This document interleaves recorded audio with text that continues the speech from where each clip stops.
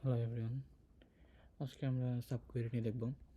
First of all সাবকুয়েরি দেখার আগে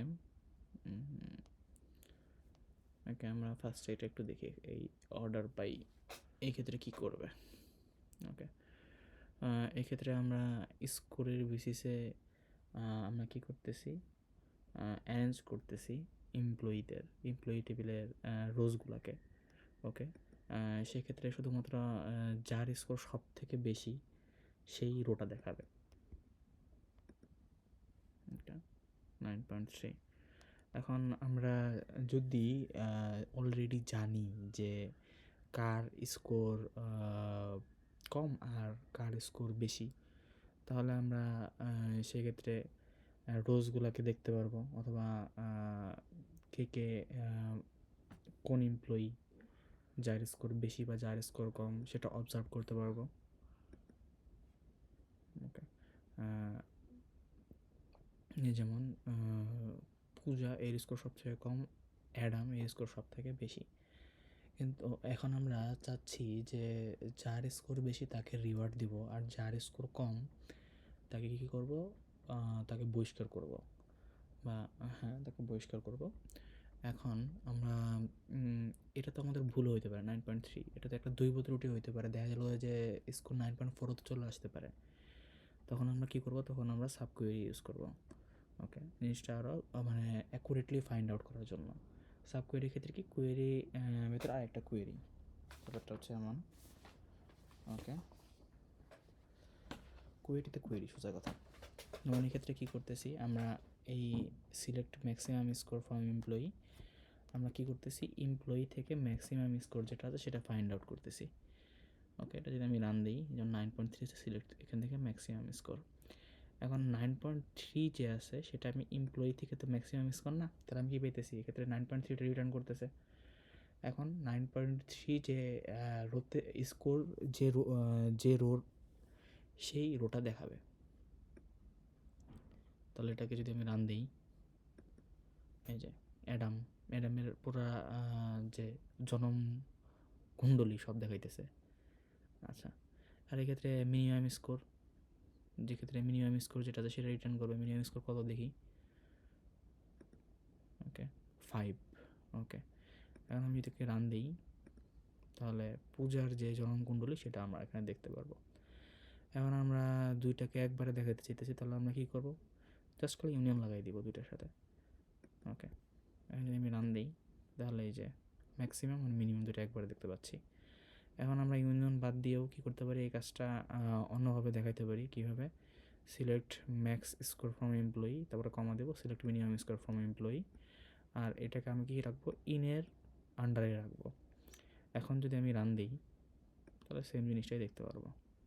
ওকে, এখন এই যে আমরা এই প্রথম ক্লজ এবং এইখানে একটা ক্লজ দেখতেছি, এইটা হচ্ছে কি ইন্ডিপেন্ডেন্ট, একে অপরের উপর ডিপেন্ডেন্ট না। এখন এমনও হতে পারে যে আমরা এটা ইন্ডিপেন্ডেন্ট কোয়েরি, এখন আমরা সাব কোয়েরি, এখন আমরা কী করতে পারি, আমরা ডিপেন্ডেন্ট সাব কোয়েরি ইউজ করতে পারি। মানে ব্যাপারটা হচ্ছে কি কেমন, আমরা দেখতেছি যে select job domain count star from employee, অর্থাৎ আমরা দেখতেছি যে এমপ্লয়ি টেবিলে যে জব ডোমেইন আছে, যেমন মার্কেটিং আছে, তারপরে আরও অনেক কিছু হাবিজাবি অনেক কিছু আছে, ওয়েব ডেভেলপিং আছে, কোনটার মধ্যে ঠিক কতজন এমপ্লয়ি কাজ করে। ওকে, দেখি তাহলে এটাকে যদি রান দিই, ওকে, যে মার্কেটিংয়ে 11 জন, ওয়েব ডেভেলপারে 7 জন। ওকে, এখন আমি কী করবো, একদম টপ যেটা আছে সেই টপটাকে নিব। এখন এটাকে যদি আমি রান দিই,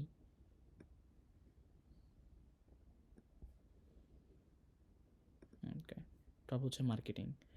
একে আমরা এই যে একটা টেবিল যে ক্রিয়েট হয়ে গেলো, একে আমরা হাই জব ডোমেইন নামে মেনশন করতেছি। ওকে, যেহেতু টেবিল ক্রিয়েট হয়েছে তাই আমি এখানে সামনে কী লিখছি, ফর্ম লিখছি। ওকে, এখন আমি ফর্ম তো লিখছি, আদারওয়াইজ যদি টেবিল না হতো তাহলে আমি কী লিখতাম, তাহলে সম্ভবত সমান সমান লেখা হতো। ওকে,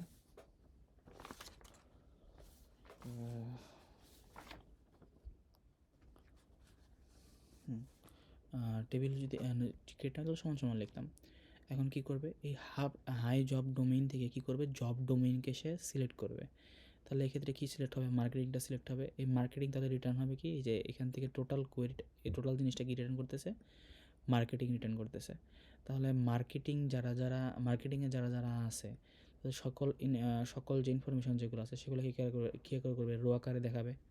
এখন যদি আমি এটাকে রান দিই, এই যে মার্কেটিংয়ে যারা যারা যুক্ত আছে তাদের সকল information, employee ID, employee name, location, joining date, score, language ID, সকল ইনফরমেশন দেখাচ্ছে।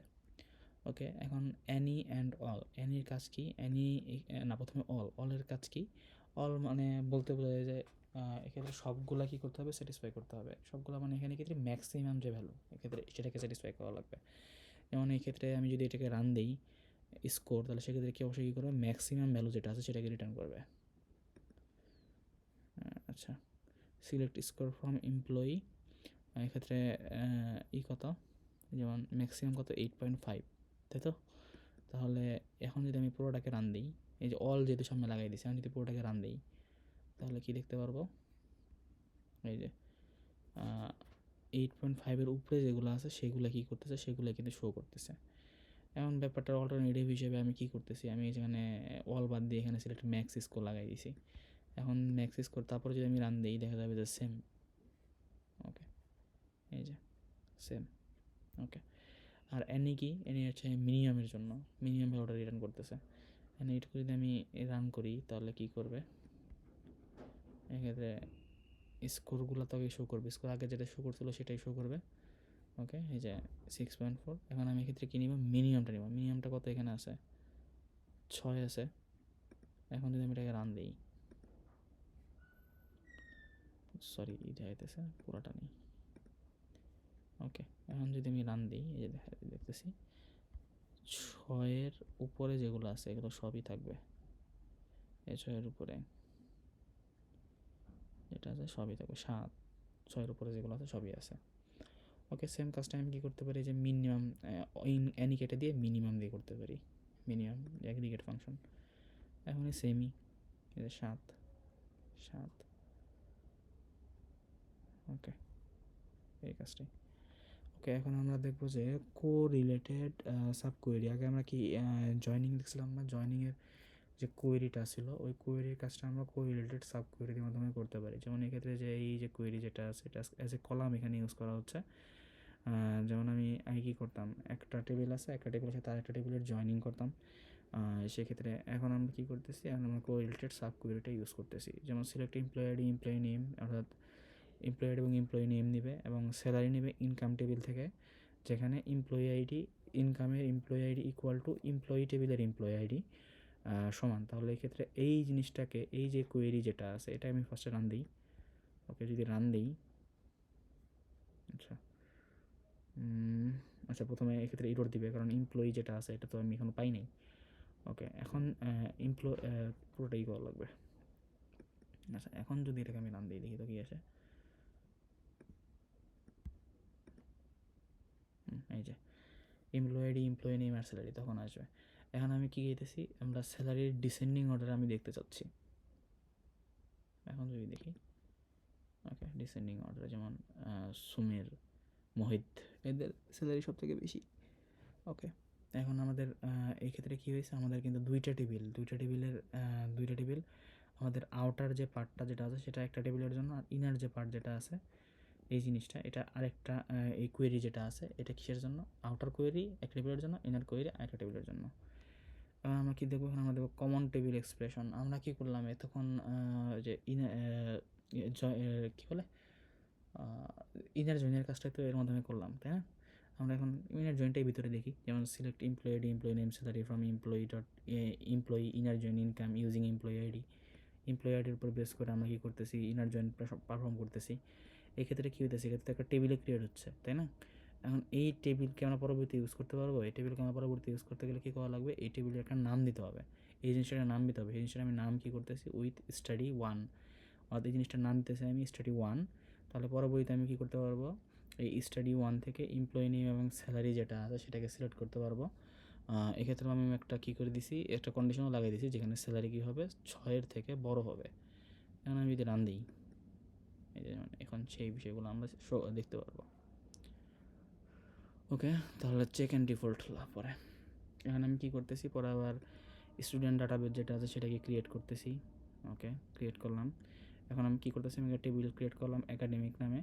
সেখানে আমি স্টুডেন্ট আইডি নিলাম, ফার্স্ট নেম নিলাম, রিমার্কস নিলাম, এবং এক্ষেত্রে একটা ডিফল্ট জিনিস, এটাকে আমি ডিফল্ট করে দিয়েছি যে কেউ কোনো কিছু যদি এই ফিল্ডে ইনপুট না দেয় তাহলে কী আসবে, ক্যান ডু বেটার শো করবে।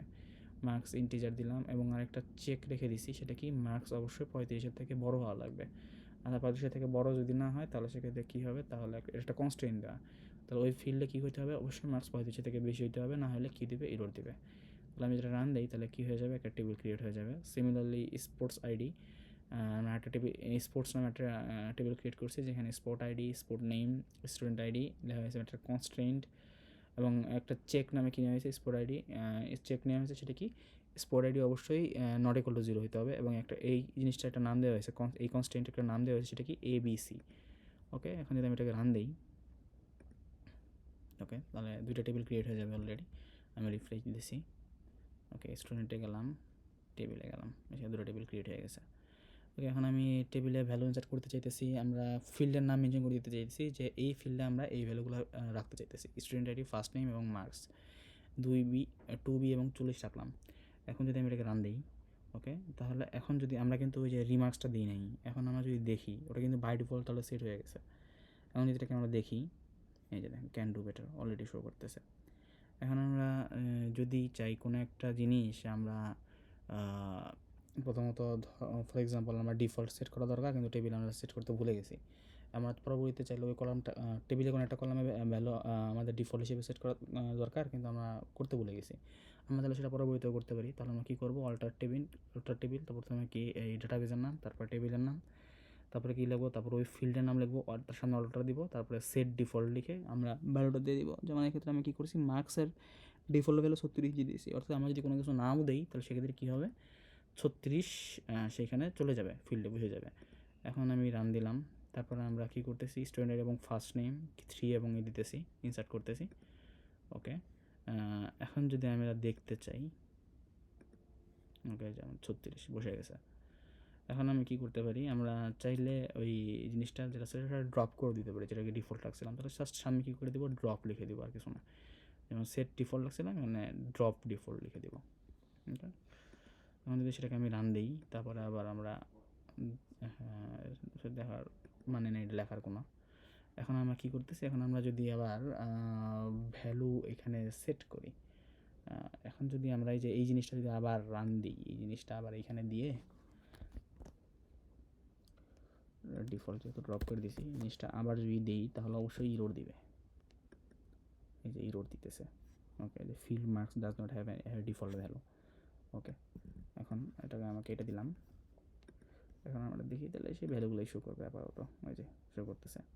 এখন আমরা এখানে কি করতে পারি, আমরা চাইলে ভ্যালুগুলো আরও দিয়ে দিতে পারি। ওকে, দিলাম। এখন আমরা ভ্যালুগুলো আবার শো করতেছি, এই যে বেস্ট শো করবে। ওকে, আমরা এখন চাইলে কি করতে পারি, আমরা আরও ভ্যালু দিতেছি, দিলাম, স্পোর্টস টেবিলে ভ্যালুগুলো দিতেছি। ওকে, আচ্ছা এখানে যায় নাই সম্ভবত, আবার রান দিই। ওকে, এখন দেখি, এই যে এখন আসছে। এখন আমরা কি করতে পারি, পরবর্তীতে যেভাবে আমরা ডিফল্টটা পরবর্তীতে কোনো একটা কলামে সেট করে দিতে চাইছিলাম, আমরা এখানেও সেট করে দিতে পারি। আমরা যেমন একাডেমিক যে আছে, একাডেমিক টেবিল আছে, একাডেমিক টেবিলে স্টুডেন্ট আইডি আমরা তো ইচ্ছা মতো নিতে পারতাম, তাই না? এখন আমরা কী করতেছি, স্টুডেন্ট আইডিটা চাচ্ছি যে 100 বা তার উপরে নিতে পারবো না আমরা, এটাকে আমরা ডিফল্ট হিসেবে সেট করে দিতেছি, না এটাকে আমরা কি কনস্ট্যান্ট হিসেবে সেট করে দিতেছি চেকে।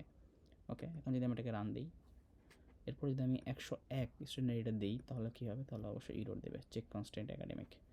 ওকে, এখন আমরা